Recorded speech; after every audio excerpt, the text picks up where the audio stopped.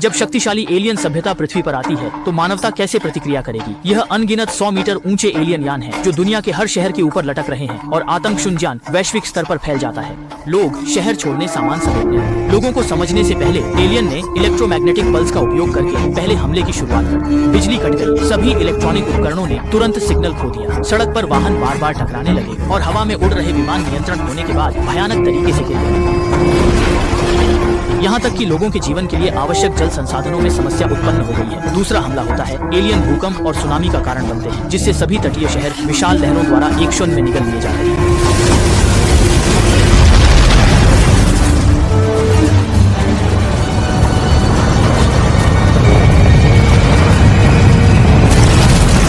केवल आंखें खोलकर देख सकते हैं कि उनका सुंदर घर एक पल में नष्ट हो जाता है, लेकिन वे प्रतिरोध करने में असमर्थ हैं। हालांकि यह केवल शुरुआत है। तीसरी लहर वास्तव में मानवता है, जो जानती है कि वे पक्षियों का उपयोग करके दुनिया भर में महामारी वायरस का प्रसार कर रहे हैं, जो जल्दी ही बड़े पैमाने पर फैल जाएगा। केवल एक दिन में पृथ्वी पर 30 अरब लोग मारे जाते हैं। आपदा आती है। पूर्वहाइशी एक हाई स्कूल का छात्र है और एक समय में 4 लोगों का सुखद जीवन पूरी तरह से टूट जाता है। उसकी माँ वायरस से संक्रमित होकर दुर्भाग्यवश मर जाती है और उसके पिता को उसे और उसके भाई को बचने के रास्ते पर ले जाना पड़ता है। वे एक बचने वालों के समूह में पहुंचे, जहां एलियन के तीसरे हमले के बाद मानवता लगभग समाप्त हो चुकी थी। लोग एक दूसरे की मदद करते हैं और किसी तरह सामान्य जीवन जीने की कोशिश कर रहे हैं, परंतु अंत के इस संसार में दूसरों पर विश्वास न करना जरूरी है। पिता ने रात भर कैसी को बंदूक चलाना सिखाया और बताया कि दुनिया में अब कोई सुरक्षित स्थान नहीं है। उस दिन कुछ लोग, जो खुद को सेना के लोग बताते हैं, बचने वालों के ठिकाने पर आए। कर्नल ने कहा कि वे यहाँ सबको बचाने के लिए आए हैं और वे एक सुरक्षित वायुसेना अड्डे की ओर जा रहे हैं। लोगों ने यह सुनकर खुशी मनाई, लेकिन जब वे गाड़ी में चढ़ने वाले थे तो उन्हें बताया गया कि केवल एक स्कूल बस है जो लोगों को ले जा सकती है, इसलिए उन्हें बच्चों को पहले जाने देना होगा। फिर बाकी लोगों को लेने के लिए लौटते समय बच्चों की सुरक्षा के लिए बड़ों को सेना के आदेशों का पालन करना पड़ा। लेकिन जब वे जाने की तैयारी कर रहे थे तब भाई ने देखा कि उसका भालू का खिलौना रह गया है और कैसी मजबूरन गाड़ी से उतरकर उसे लेने गई। जब वह वापस आई तो स्कूल बस जा चुकी थी और कैसी जल्दी से अपने पिता को खोजने लौट गई, लेकिन उसे पता चला कि बाकी बड़े लोग एक कमरे में इकट्ठा हैं। स्थिति कुछ अच्छी नहीं लग रही थी, इसलिए उसने पहले चुपचाप बाहर छिपने का फैसला किया। इस समय कर्नल सभी को एक बुरा समाचार बताते हैं। एलियन का चौथा हमला शुरू हो चुका है। वे मानवता के शरीर में चुपचाप परजीवी बनकर प्रवेश करेंगे और मानवों को आपस में मारने के लिए नियंत्रित करेंगे। कर्नल को संदेह है कि उनके बीच में शायद एलियन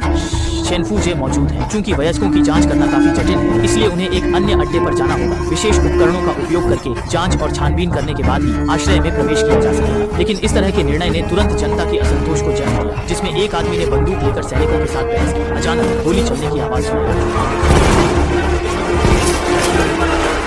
कुछ ही समय बाद सेना ने कैंप छोड़ दिया। जब कैसी कमरे में गई तो उसने देखा कि कमरे में पहले से ही शव बिखरे पड़े हैं। उन सभी वयस्कों को सेना ने गोली मार दी थी, जिसमें उसका अपना पिता भी शामिल था। कैसी ने उस भयानक दृश्य को देखकर अत्यंत दुखी महसूस किया, लेकिन अब उसके पास दुखी होने का समय नहीं था। उसने मजबूती से जमीन पर पड़ी बंदूक उठाई और अपने भाई की तलाश में निकल गई। जब वह एक सड़क पर पहुंची तो वहाँ शवों की भरमार थी। सामने के दृश्य को देखकर डर एक क्षण में उसके दिल में उमड़ आया। तभी एक गोली कैसी की जान में तुरंत खून बहने लगा। घबराहट में वह बस सामने की ओर बेतरतीब ढंग से गोली चलाने लगा। इसके तुरंत बाद तीव्र दर्द ने उसे घेर लिया और कैसी बेहोश हो गई। जब वह फिर से होश में आया तो उसने देखा कि उसकी घायल टांग को बांध दिया गया है। तभी एक युवा लड़का कमरे में प्रवेश करता है। वह कहता है कि उसका नाम जैक है और आपदा के बाद उसके परिवार में केवल वही जीवित बचा है। जब वह सामग्री की तलाश में बाहर गया तो उसे बेहोश कैसी दिखाई दी और उसने उसे बचा लिया। जैक की बातें सुनकर कैसी थोड़ी राहत महसूस करती है, लेकिन जब उसे पता चलता है कि जैक ने उसके पिता की पिस्तौल छिपा रखी है तो उसे अचानक कुछ गलत लगने लगता है। इसलिए जब जैक ध्यान नहीं दे रहा था तो कैसी तेजी से भाग जाती है और वह अभी भागी ही थी।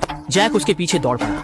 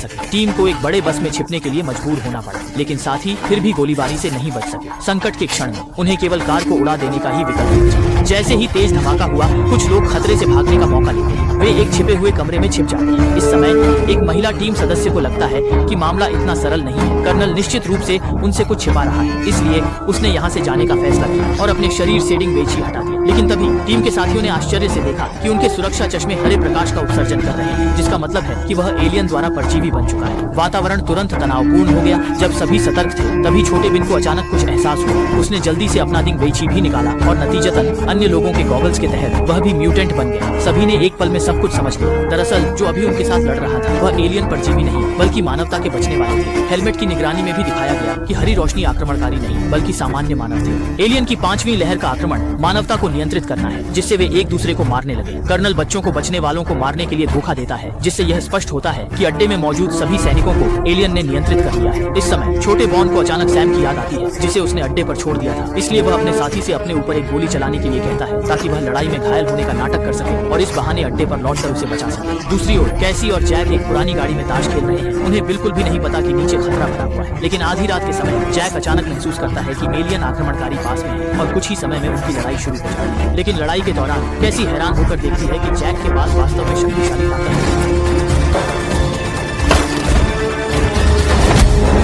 कुछ आक्रमणकारियों को मारने के बाद जैक ने कैसी को सच्चाई बता दी। असल में एलियन बहुत पहले ही पृथ्वी पर आ चुके थे और उन्होंने मानवता में एक समूह एलियन जासूसों को तैयार किया था, जो मानवता की हर हरकत पर नजर रख रहे थे और जैक उनमें से एक था। जब एलियन यान पृथ्वी पर आएगा तब वे मानव जासूस भी सक्रिय हो जाएंगे। हालांकि उसने कैसी को सच्चाई बता दी, लेकिन वह जैक पर फिर से विश्वास नहीं कर सका। उसने अकेले आगे बढ़ने का फैसला किया और अकेले ही अड्डे पर पहुंचा, जहां सैन्य चिकित्सक ने भी उसे एक लोकेटर का इंजेक्शन दिया। फिर उसे एलियन आक्रमणकारियों का असली चेहरा दिखाना था, लेकिन कैसी ने मौके का फायदा उठाते हुए हमला कर दिया और उन्हें खत्म करने के बाद सैनिक के रूप में सज धज कर अपने भाई की तलाश में निकल पड़ी। इसी बीच चुपके से अड्डे पर लौटे छोटे बॉन को कर्नल ने पहचान लिया और उसने कहा कि मानवता की सभ्यता पूरी तरह से नष्ट हो जाएगी। लेकिन तभी अड्डे पर अचानक विस्फोट हो गया। कर्नल ने तुरंत नए सैनिकों को निकालने का आदेश दिया और छोटे बॉन ने भी मौके का फायदा उठाते हुए भागते समय सैनिक को गिरा दिया। लेकिन उसे अपने भाई की तलाश कर रही कैसी मिल गई। बातचीत के दौरान छोटे बॉन को पता चला कि कैसी सैम की बहन है और दोनों तुरंत मिलकर लोगों को बचाने निकल पड़े। लेकिन रास्ते में उन्हें 2 एलियन आक्रमणकारियों द्वारा रोका गया। सौभाग्य से जैक समय पर निकल गया।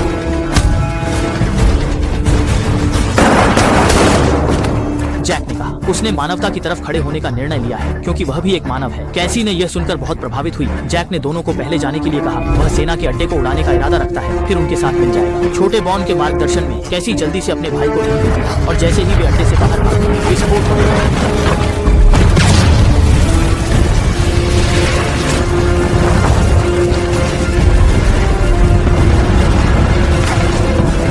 संकट के क्षण पहले के छोटे दल के सदस्य समय पर गाड़ी चलाकर पहुंचे और कुछ लोग अंततः खतरे से बचे। हालांकि उन्हें थोड़ी शांति मिली, लेकिन उन्हें हमेशा वास्तविकता का सामना करना पड़ा। इस पहले से ही बर्बाद हो चुके दुनिया में उन्हें आशा बनाए रखनी होगी और एलियन आक्रमणकारियों के खिलाफ प्रतिरोध की यात्रा पर निकलना होगा।